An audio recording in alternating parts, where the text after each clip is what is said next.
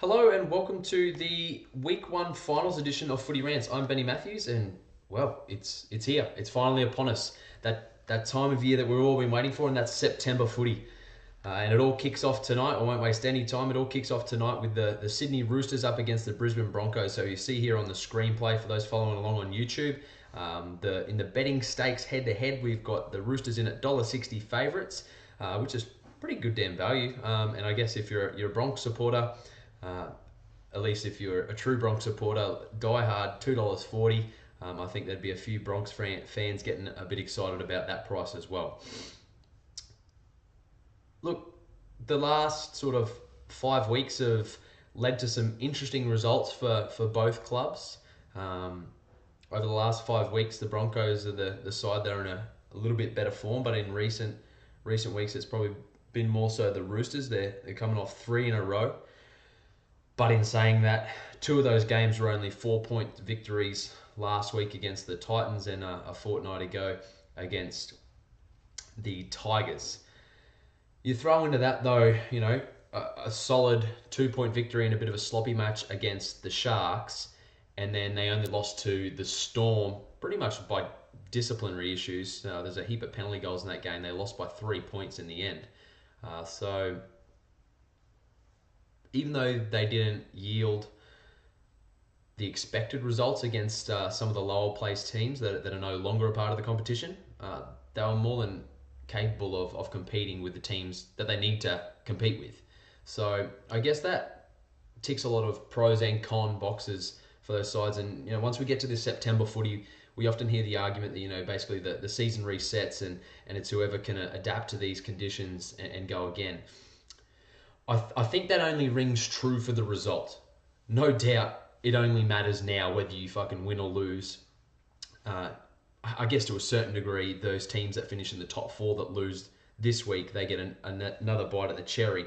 But then it's just how they, answer to that loss in a team that they know playing next week is coming off a win. So that's when you start to get into the form of finals football.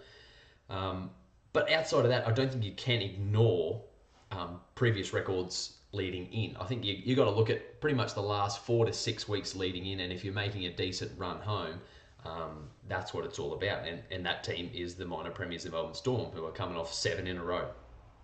The only other team around that that's done that is Penrith, but they're now coming off 2 losses in a row. So anyway, back to this game. The Roosters, we see the lineups here. Aiden Guerra and Dylan Napa come back into the side after being rested. Daniel Tupou we see as being included in the squad. He hasn't been named in the 17, but it looks pretty damn likely that he's going to play. So you would expect a bit of a reshuffle, and finally we'll see that back line that I've been waiting to see for so long since Tupou got injured.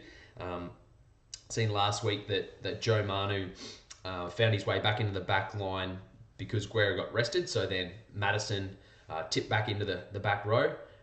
If Tupou comes back into the side, you'd expect Manu to slip into the centres and your wings will go back to Ferguson and Tupou. Whether that brings... That should then bring back that combination that was so potent of Latrell Mitchell, Tupou and Luke Keary on that left edge. So no doubt that's going to add some attacking potency for the Roosters lineup for sure. The way that lineup would look to change, should that happen, will also affect the forward pack. So Mitch Orbison, look, early on in the season, there was a period of time where Aiden Guerra was forced to come off the bench. It'd be interesting to see if that happens again, or whether Mitch Orbison would go back to the bench. Both big-time players, both got a wealth of experience. I guess at a representative level, Aiden Guerra wins out there, so it's how they would feel. Guerra's been playing form-wise. Obviously, got dropped from that Queensland Origin squad. I can't see him playing in the World Cup this year. Well, not for Australia anyway. I'm pretty sure he's eligible with Italy. So you'd expect something to come up there. But yeah, the loser there is Kane Evans, you would suspect. So yeah, either Orbison or Guerra, or potentially Isaac Liu could go back to the bench and they could pop Guerra back to 13. So that's another possible outcome. The thing that I do like for this Roosters lineup is just the bench. Having the luxury of having someone as frugal and electric as Connor Watson. I don't think the Broncos have that now that McCulloch got injured earlier in the year, and they weren't afforded the ability to have that utility, and whether it was, it changed all the time between Nikorima and Marshall. So yeah, we see there Daniel Tupou in the reserves at jersey 23, but he's made it through the first cut, so you'd have to think that pretty well shows their hand now. Looking down into the Broncos lineup, we all know by now it's well and truly old news that Darius Boyd will play no part in week 1 of the finals for the Broncos. Neither will Tavita Pango Jr. So Cody Nikorima will slot in at fullback. Your halves of Milford and Benji Marshall gets his call up. Yet again, you can see there he's only played 10 games of first grade this season in what will be just a solitary year with the Brisbane Broncos before he makes his return home to the West Tigers. The area which, really plays dividends for the Broncos at this time of the year is the experience that they do have in the forward pack. Like, yes, you're technically counting Ben Hunt as a forward in this match. So yeah, you got Sam Thaiday, Ben Hunt, Adam Blair, Alex Glenn, Matt Gillett, Josh Maguire. They're all there in 2015. So they've all played big time footy. The bench though changes a lot. The landscape of the bench changes a lot now that you don't have Tavita Pango Jr. And he's been massive for them. He's really come leaps and bounds this season. And to have David Mead on the bench, we've seen him run with that tactic earlier in the season. Don't really know what he wants to do. Perhaps it's an option where he can push Corey Oates into the middle and put David Mead on the wing. I've honestly got no idea. And nothing much changes as far as the average punter, the average speculator of a Brisbane Broncos outfit goes when you're talking about Wayne Bennett coach teams. So I don't think anyone really knows. I'm sure even a lot of the players don't really know what Wayne's doing a lot of the time. Not that that's a bad thing. He hasn't received the success that he has over the last decades because he's shit. That's for sure. So look, it's been an interesting last 5 weeks. I'll throw some stats your way. The Broncos, they averaged 25 points this season. In the last 5 weeks, they've averaged 33. So 8 points above average in the last 5 weeks. That's including their 50-point drubbing against the Eels. So remember, they still scored 34 points, even though they had 52 put against them in Parramatta's, in that game against Parramatta. And their defence is only slightly better. Average 18 points throughout the season. Average 17 in the last game. So pretty much, defense is holding up, but the attack has continued to get even better, even in losing circumstances. Whereas the Roosters, they averaged 21 points during the season. They've averaged 18 in the last 5 weeks. They conceded an average of 18 points. In the last 5 weeks, they've conceded an average 20. So everything's on the slide in the last 5 weeks for the Roosters. So the attack has gone down. The defense, they've leaked more points. Whereas the Broncos have increased their points. Defense let in less points. So that's another big positive, even though, that they'll definitely want to try and ignore that Parramatta win. You can't really ignore it to a certain degree because Parramatta's still involved in this final series. So, look, it's just a little bit of, I guess, ammunition for the Broncos to utilise and say, hey, look, no one's really given us a chance to go down here. I'm sure $2.40 is some of the longest odds that Brisbane has paid all season. And I know a lot of that has to do with Darius Boyd, but if I'm being perfectly honest, it's been far from one of Darius's most influential seasons. And in open space, a bloke like, not even, a kid like Cody Nikorima, he's still so young. A kid like Cody Nikorima, he's going to carve you up in open space. He's far more elusive than what a Darius Boyd is in open space. And I'm happy to debate that fact with any number of people who wish to challenge me on that. You can't negate the fact that off the mark, Nikorima is without doubt faster than Darius Boyd. And given the right opportunities, they can definitely utilise that. And when you've got a halfback like Benji Marshall, who's played in some massive, massive games, whether it be at a club level or a test level, that's the sort of guy that I want throwing those passes, putting in those kicks. I think in a way, it could be a blessing in disguise for the Broncos, this new spine that they're having to undertake. Don't get me wrong. I'm sure they would be even better served were Andrew McCulloch there. But hey, you've got to play the cards that you've been dealt. So it's up to the Broncos forwards to get out and get them a start like they did in the first 20 minutes last week against the Cowboys. If they can start well and take it to these Roosters forwards, because God knows it's been the pairing of Warrior-Hargreaves and Dylan Napa has been probably the most informed. And I know that's a bold call, but there are some great starting forward packs. I mean, you even look at the likes of Lawrence and Tapau. Yeah, there's some handy front rows going around. The Dragons in Packer and Vaughan when they were both bustling around together. I think for Warrior-Hargreaves, he's really come out with a point to prove. You can see there he's played every single game this season. He's played all 24 games. The World Cup's coming up. He didn't play earlier in the season, and he's ready to get that jersey back. So if those guys lay down that platform, if they've got the utilisation now with Tupou back in the fray, which means Orbison is a genuine forward substitute, whatever that forward pack ends up looking like, I think they can just utilise that to a greater degree. And it's that X factor of Connor Watson, for me, that sets it in good stead. But just due to the nature of the close games that they've had, I think if the Roosters can start well, they then need to follow that up with defence. And we have already spoken about it, that the defence has been a little bit below par. But if they can tighten those screws and start well, I definitely think the Roosters can and are capable of beating the Broncos by 13 plus. But it definitely depends on that start. It relies on that start.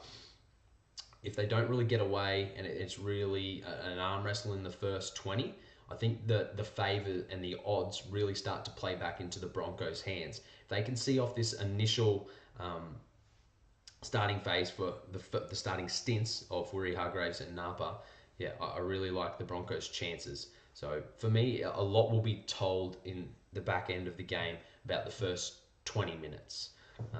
That's where the Roosters really need to make some headway. Throw caution to the wind. I don't think they can afford for Daniel Tupou to sit back on his heels too long and grease the groove. It's, this is what we expect of you. You know what you're capable of. Let's go out and execute. And if that left edge of Keary, Mitchell, and Tupou can get back to some of the form that we've seen in the opening rounds, it could really open up for the Roosters. So for me, I think the logical thing to do is split hairs. I think being in Sydney definitely pays dividends for the Roosters at home, and I think the Roosters will get home in a tight one. So I'm looking at the Roosters 1-12. It's one apiece this year. The Broncos won 32-8 in their first encounter in the season. Roosters bounced back 18-16. I think we'll see something probably in the middle. So maybe even Roosters by around 8-ish points. But yeah, 1-12 for the Roosters for me. But yeah, a lot relies on the start for the Broncos. Alrighty, into the second match, Storm Eels. Well, no one is giving Parramatta a chance in this game whatsoever. Look at these head-to-head stakes. $1.18 into $5.10. Keeping in mind, this is a qualifying final. I would love to know the stat on the shortest odds. The last time we've seen a $1.18 favourite in a qualifying final week 1. Yeah, it's astounding. It really is astounding. And it just goes to show the weight of expectation that is now being placed on the Melbourne Storm's hands. When you're looking at the laws of probability, the fact that there's 7 in a row and it's a 50-50, you either win one week or you lose one week. I know technically, well, there isn't. You can't draw in this format now that we're in. So it's a 50-50. They've got to lose some time. So yeah, it's going to be really interesting. The fact now that if they win this game, they've got to go on with an 11-game winning streak to win the premiership. That is going to be some sort of feat if that's the way it does play out for the Melbourne Storm. And I'm just talking mathematics. At some point, that's got to change. This team remains relatively unchanged. We see Dal Finucane and Tim Glasby come back in after being rested. So they're back into the fray, which sees Nate Miles omitted. Joe Stimson still hangs around within that squad, but everything else will go ahead as planned. They're keeping Slade Griffin. It's interesting seeing this use of Slade Griffin in the lineup. it's almost the same role that Ryan Hinchcliffe used to play for him. Similar sort of build as well, short, stocky, just gets about their work and try to pop up and make himself useful wherever he can. Didn't play massive minutes in that role, and it was never really designed to. I think he ended up with 30 odd last week, so I think it's a good little break up and allows for someone to play some linking roles, which allows Munster and Billy Slater to play with width on that left and right edge. So yeah, I don't really mind what Craig Bellamy's decided to do there, and we've already seen these two coaches throw some chat at each other, keeping in mind that Brad Arthur is a former understudy of the great Craig Bellamy. So yeah, there was a few jabs at each other talking about ruck defence and lying around the ruck and looking for the fair rub of the green from the respective referees for each side. Yeah, I'm really looking forward to this contest. There's some really cool matchups across the board. The most obvious being, and I'm happy to be corrected, but I don't think we've seen it so far this year. The Fijian matchup. I'm pretty sure that Vunivalu missed the game earlier in the year when Radradra sort of ran a bit of a muck down in Amy Park where they won 22-6, keeping in mind there was no Origin players down there, so I think we can sort of scrape that one off. So we look at Parramatta's win record down in Amy Park. They're 2 from 5, so if you remove that game, sort of call it null and void, they're 1 from 4, so only 25% win percentage there. So I guess the positive thing is the last 2 times they've been to Amy Park, they've won. Whether that is with or without Origin stars, you still got to rock up and get the job done. So that leaves the Storm with a 5 from 8 winning percentage against Parramatta. And the last 2 games at Amy Park prior to the Parramatta wins down there saw the Melbourne Storm win 46 points to 20, and before that 64 points to 4. So some massive wins between these 2 clubs in favour of Melbourne. Are we set to see something like that? I highly doubt it. Well, I really hope not, more than anything. I don't want to see a result like that. I want to see this game go down to the wire. I'd love to see the tenacity and, I guess, maturity tested of Corey Norman and Mitchell Moses. It's great to see, as much as you can criticise a player week in, week out in these platforms, and mine being a very basic one on Footy Rants, I never want to see a player not succeed or do well. And I know I've hammered Mitchell Moses early on in the opening weeks when he was still at the Tigers, and even the first few games when he was at Parramatta and his defence was still well below NRL standard. But to see the way he's transformed his game and now playing with confidence on the front foot at Parramatta, heck, this combination of Norman and Moses, it could really build into something. Whether it's set for 2017, I'm not overly certain. But in the years to come, definitely, they've got youth on their side for sure. But yeah, there's some really interesting matchups. Their kicking game needs to be on point, those 2 boys in Mitch Moses and Corey Norman. We'll sort of scroll down now and have a look at this Parramatta lineup. So we see there's no changes thus far to the Parramatta side. But we've seen Kaiser Pritchard named at 18th man. So it's going to be interesting. I'm not sure what they're going to do. Do you reward Cameron King, who's done a bang-up job since Kaiser Pritchard's been injured, or do you throw Kaiser Pritchard in that pressure cooker? He's never experienced that before. So some difficult choices to be made for Brad Arthur. But that's why he's the head coach, and he'll make the appropriate choices. But yeah, anyway, back to matchups. The kicking games of Corey Norman and Mitchell Moses, they've got to be super thorough. I thought they were a little bit lackluster at times last week, but they need to find grass. It's plain and simple. They started off at 1,000 miles an hour, and I felt that they sort of took the foot off the gas, and they nearly got found out by a team that wasn't in contention to play finals footy. So if they can be a bit more ruthless in that department and try and limit the amount of time that Vunivalu, Adukar and Billy Slater have the ball in their hands prior to contact, that's going to serve them as best as it possibly can. I'd really try and test out, in their attacking 20, test out Vunivalu, get get Radradra trying to ruffle up his feathers a little bit. They've got to do something a little bit abstract. Coming straight down the barrel to Melbourne, that's exactly what they'll love to do. You know, it's like in mixed martial arts, just someone pulling guard. That's perfect. If you come up on me and just want to try and smother me, sweet, I'll just lay here all day. That's fine. That's what the Melbourne Storm love to do. If they want to try and make this a grindy, you know, ugly, dirty match, the Parramatta side, the Melbourne Storm will welcome that. They'll revel in that. They don't care. They're not here to make friends. And whilst they do entertain thoroughly and probably have so more this season than they have in a number, that's not the primary objective of this 17-man side. Their job is to win premierships. They go out there and get the win.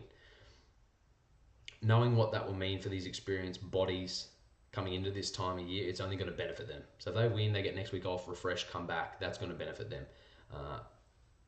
A loss for Parramatta, it's really going to dent the confidence, mainly because they're going to have to go and play either Cronulla or the Cowboys next week. And if they have to play the Sharks next week after a loss, and if the Sharks can find some form and kick on a little bit more than what we've seen in recent times, that's going to be really difficult. And I don't think it would be the result that this team deserves to go 0-2 in the finals and bow straight out. So they've got to throw everything. If they can jag a win here, this team is built on confidence. You've only got to look at players like Kenny Edwards. He's the one who just stands out, to be honest.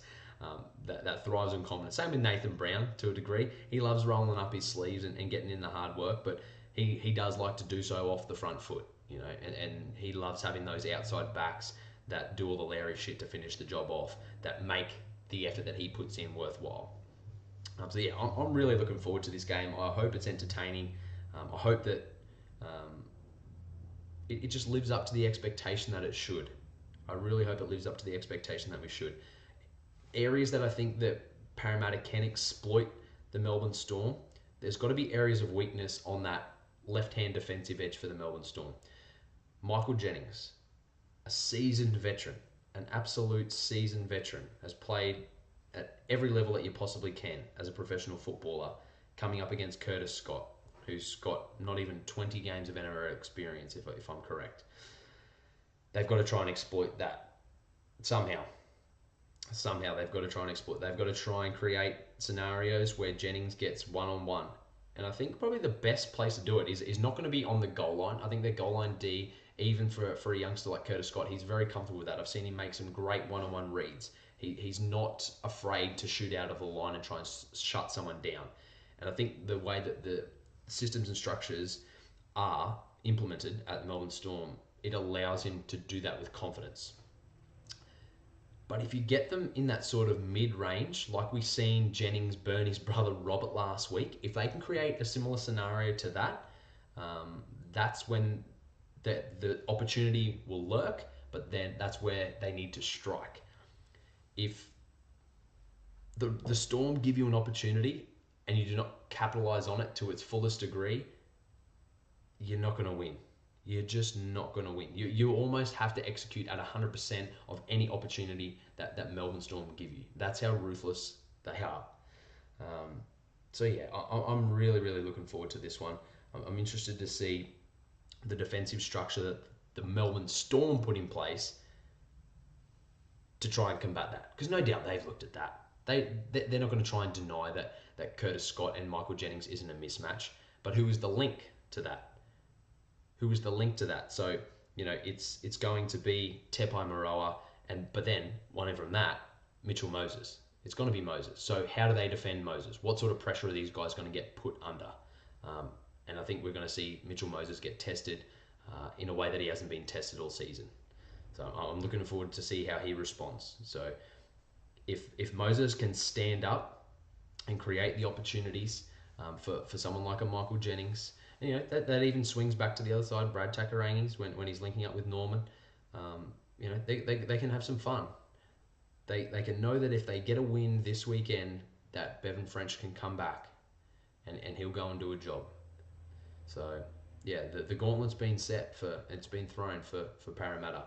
5-1 outsiders. That's how much everyone's not giving these guys a chance. I think they're going to revel in it. So I'm tipping the Storm 1-12, but I think Parramatta. I think you're going to see some entertaining football from Parramatta. They're going to throw some caution in the wind. I think you could see some really abstract shit, and I hope that we do, because if they just try and go down there and try and meet fire with fire, they're going to come off second best. Alrighty, the rematch already. Manly and Penrith back to back. We can see that the Manly side are slightly shorter favourites than what they were last week. I think they're about $1.80, so they're into $1.50 this week. Penrith $2.60 outsiders. So the Manly side remains unchanged from last week. A big positive, I go on about it all the time. The Raiders were probably the best side throughout 2017 as far as putting the same 17 or close to the same 17 together week in, week out. I've said it last week when these two sides were facing off against each other. So much strike. Trbojevic brothers, Walker, Kelly's having a great debut season. The halves pairing has a wealth of experience in Green and DCE. The starting props I've already given a wrap in Lussick and Tapau. So Lussick will front. He got off that tripping charge against Peter Wallace. And Sirinen, didn't he return with a bang with a great try last week? So the fact that they're coming off 2 wins, so beat Penrith last week, the Warriors the week before, and in a really tight one, was that Warriors victory the victory that got the momentum moving forward? Remember at the top of the podcast, I was talking about sides that say, well, it all starts again here. Yes, the consequences are weighted for it to be viewed like that, but you can't ignore what happened leading in to the final series. You can't tell me now that Manly are adopting the it starts from here mentality as much as Penrith would be. Like, there's so much more desperation, but the amount of shit that is going on at Penrith at the moment, it can't be ignored. So we know by now that Matt Moylan looks set to not pull the Penrith jersey on again this season. Will we see him pull a Penrith jersey on ever again? As each day goes by, that seems less and less likely, even though Gus has come out and said that won't be the case, that they're both 100% committed to each other.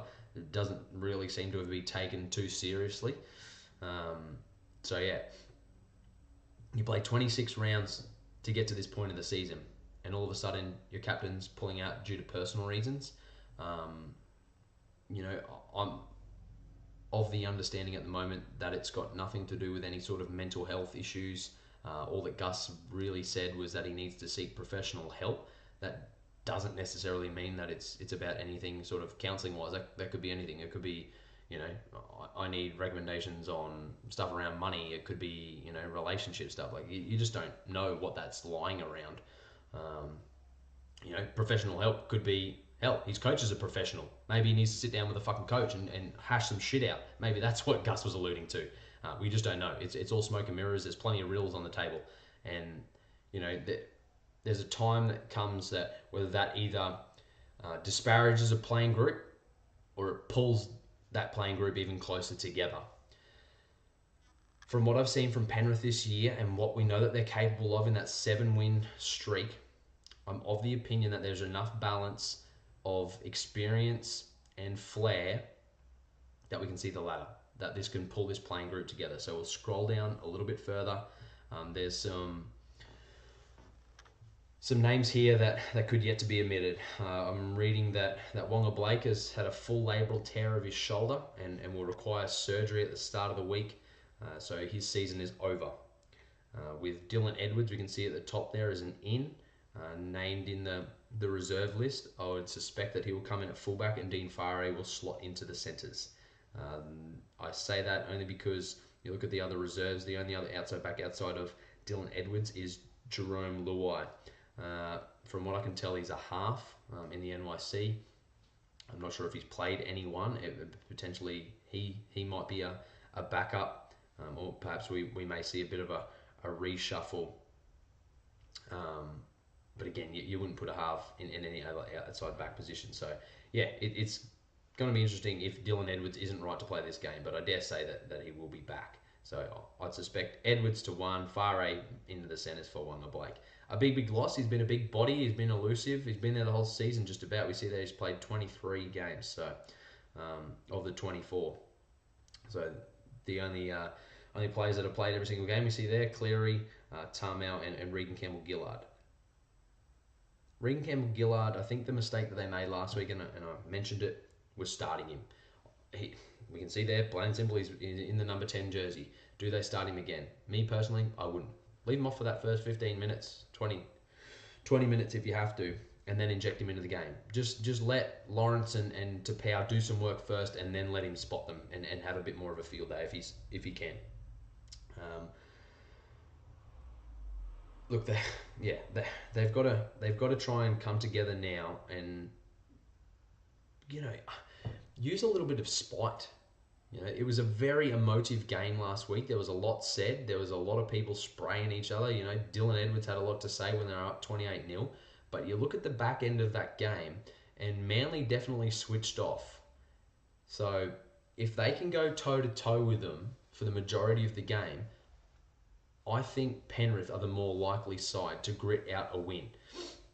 An interesting stat that I found was in the last 20 minutes of the game, so from the 60th minute onward, Manly lets in double the amount of tries that Penrith does. And we've seen that last week. They completely switched off, and Penrith scored 2 tries in the last 4 minutes. Shrug your shoulders and call them consolations if you like, but again, starting to accrue some information that does actually impact final series, that stuff does.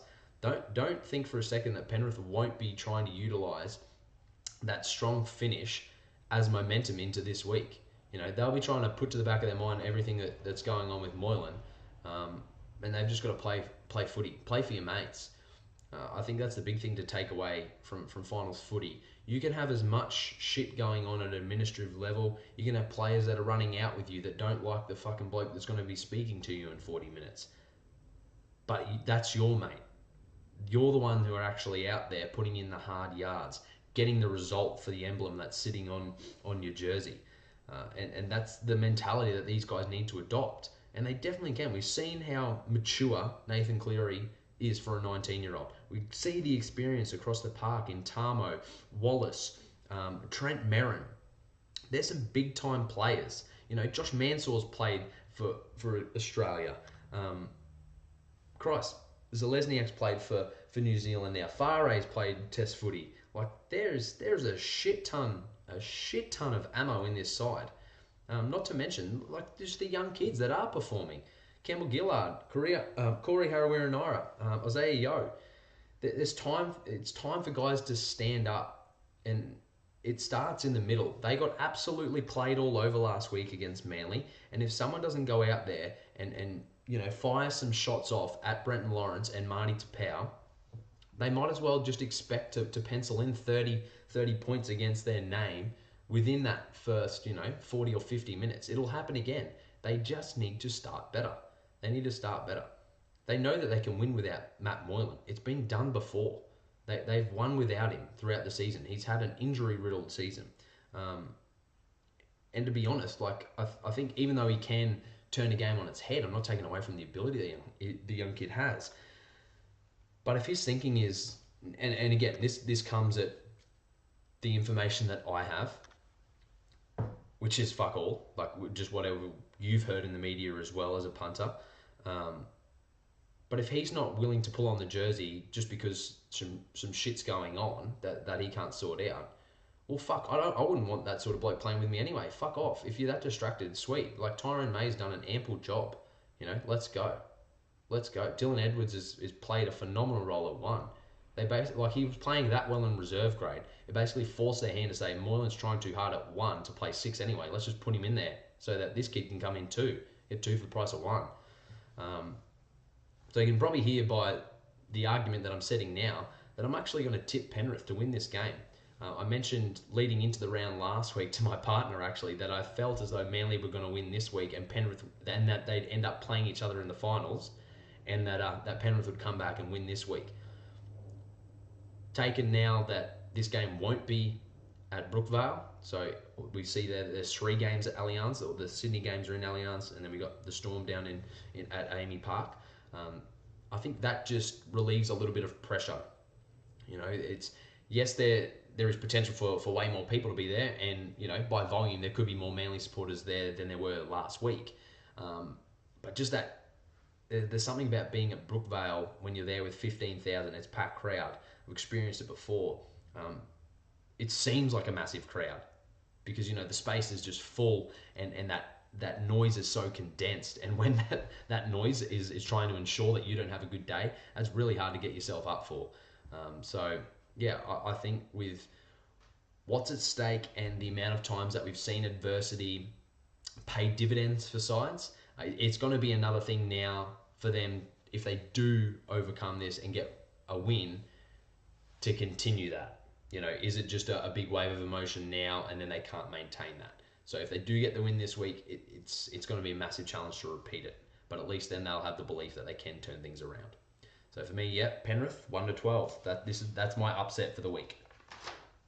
Into the final game. My beloved Cowboys come up against a Cronulla Sharks team that, they haven't played the best footy of the season. They're nowhere near the premiership form of 2016. But however, the last time we met, only lost by 10 points. But we see what Cronulla is expecting as far as return of players. So Jack Bird and Wade Graham are back in the side. And that is the thing that obviously concerns me. So you look at that side. Val Holmes, Fecky, Bird, Latelli, Beale, Maloney, Chad Townsend, Fafita, Brayley, Pryor, Lewis, Graham, Gallen. It's a pretty damn good team. It's one that definitely deserves to be up there and seriously considered for premiership contention. Anytime that you've got a team that has potential, it means that it can be reached at any point in time. So just because, and this is the case, I guess, for, everything means nothing in the past because this future is the only time that counts. That 13 there would be an example of the mentality used to argue for the case of finals footy starts now. This is the time of year that counts. That starting 13 there. When I read that, I'm like, that team could definitely win the comp. That team on paper could definitely win the comp. There's a team that I had to read on paper that I thought could challenge the Storm. That would be the team that I felt out of all of these 7 other teams, or 6 other teams technically, if you are counting the Storm, that would challenge the Melbourne Storm. There's just so much strike power, but again, it requires them all to fire on all cylinders. And again, I still feel like Fafita's played below his best. Matt Pryor doesn't quite give you the energy. Sort of just gets about his work behind the scenes. Luke Lewis has got a wealth of experience. It's just this edge. Luke Lewis, Wade Graham, Paul Gallen, like some super experienced and talented guys. Just the diversity that Luke Lewis and Wade Graham can both play with. I mean, Gal, to a certain degree, you know what to expect. You know what you're going to get. It's just more of the challenge of stopping it. Whereas Luke Lewis and Wade Graham, you don't know what they're going to do week to week. They run great lines. They've got offloads. They can both kick. Like, it's unreal. I don't think you see a more skilled back row partnership than what you'd see in between Lewis and Graham. There's something else to watch. Not to mention some of the experience that you've got coming off the bench in Hyington and Lattimore. They've been around forever. So yeah, as a result of those guys coming back in, we see Kurt Capewell and Jesse Ramian push back to the reserves. So I'll go back to Ramian, will go back to NYC. So big positives for the Sharks. These two teams have come together in elimination finals in 3 of the last 4 seasons. The Cowboys lead that 2-1. But yeah, there's just something about it, looking at how long North Queensland has had to fight off this end of season, how they've had to fight to get into the top 8. Keep in mind they've only won 1 of their last 6. One of which was against the Tigers, where they only scrounged together some form in the last 20 minutes to roll over.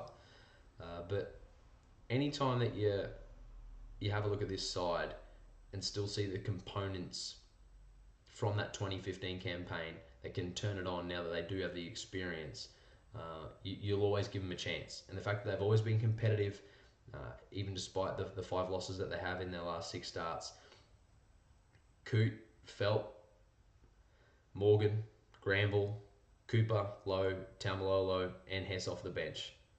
With those guys alone, you can definitely create and wreak some havoc. The obvious game plan and areas of weakness, James Maloney, we know his defence isn't up to standard on a consistent basis. It's not to say it's dog shit every week, but we've seen in more recent times, Matt Gillett was the most notable, made him miss 10 missed tackles in that game against the Broncos, did James Maloney. So that's got to be the obvious ploy. You've got to try and isolate Jimmy Maloney, and I'll be getting bodies like Taumalolo and Hess running wide of the ruck and trying to get him one-on-one. Even if you don't get him one-on-one, you're a better chance than 50%, I reckon, of scoring a try close to the line when he's your last line of defence. So that's the obvious play for them. Other mismatches, I think Kyle Felt over the top of Sasai Feki. Kyle Felt is a great finisher. His ability to jump for the ball, his ability to get outside the plane of the touch in goal and still manage to get the ball down is he'd easily be in the top 3 winger try scorer finishers, in my opinion. And then, the same works in the opposite effect. We can see named in the 5 and 6 jersey, Winterstein and Tamari Martin, both named to start. If that does occur, that's an absolute miracle that Winterstein is able to play after the game against the Broncos. He looked like he'd been in Vietnam, the way he was limping around. It was a sitting duck, and we've seen that with the tries that Jordan Kahu was able to score. So to combat that, we see there in the reserves, Anari Tuala looks poised to come in his replacement should he be needed. And then we know now that Tamari Martin's been playing with a torn MCL. Basically explains why he's been struggling at times to move laterally. So Ray Thompson and Kyle Labert, they'll be options. You'd have to think that Ray Thompson's probably the more highly favoured replacement, just simply because of experience. We see there Kyle Labert's only played 2 games at first grade. Ray Thompson's played well over 100 now, and he'd do an adequate job. He's played enough footy with Michael Morgan, so if that needed to occur, you wouldn't bat your lids twice. It's more so this last, 20 minutes that the Cowboys are going to struggle with against the Sharks. I don't think the Sharks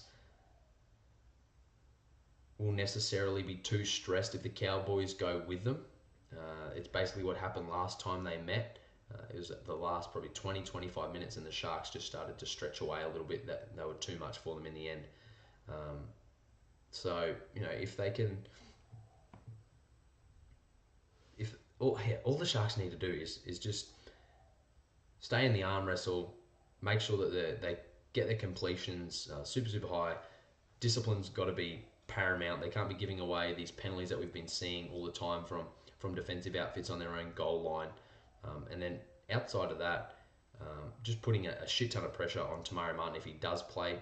The obvious mismatch would be trying to isolate a big body of Luke Lewis over the smaller Tamari Martin. So it works both ways. I think Tamari Martin and James Maloney are the two sort of targets in the defensive line.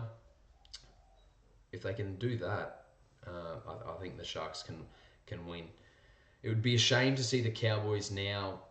We've seen how close they've kept games, kept scores, even despite this massive injury toll. It would be a shame now to see them get blown off the park as they start to fatigue towards this back end of the year. No doubt they've had a big injury toll, but hey, they can look forward to the idea that Jordan McLean and Matt Scott will lead them up front come round 1 next season. And we'll see the great Jonathan Thurston back in the jersey of the North Queensland Cowboys. So, look, you can sort of hear it in my voice. I'm already sounding a little bit defeated as a Cowboys supporter. I'd like to think that they can keep it close. So I'd love to see them win. They're more favoured than what the Parramatta side is to beat the Storm. They're 3-1 favourites. head to head. But yeah, I think the Sharks will win 1-12, and hell, if they get off to a good enough start and finish strong, it wouldn't surprise me if the Sharks would even run up a bit of a score. If you were chasing an opponent out of all of these sides that were in the top 8 that you wanted to try and play yourself into some finals form in, unfortunately, it would be the Cowboys. I hate to say it. A lot of the players that are pulling on the jersey this weekend don't deserve that. But hey, as long as they're out there, there's a hope. So as a Cowboys supporter, I'm hoping and praying. I've got fingers, toes, everything crossed that we're in for a good week of finals footy. So pretty well going with the favourites head-to-head outside of the Manly and Penrith game. So I'm tipping the Penrith upset. But who knows? That's a blessing of September footy. You just don't know who's going to turn up when and to what degree they're going to turn up in. So buckle up, enjoy your footy. I hope the fucking Broncos get pumped. So if all Bronx supporters are listening, fuck you. Nah. Anyway, thanks for listening, guys. Again, I'll be back at the start of next week. We'll review everything. As if I can definitely handle the Cowboys losing as long as the Broncos lose too. I can cop that, and then I'll just jump on some other bandwagon. I dare say it'll be the Storm since I worked for them last year. So enjoy your footy, stay safe. As Joel Kane loves to say, gamble responsibly. Peace.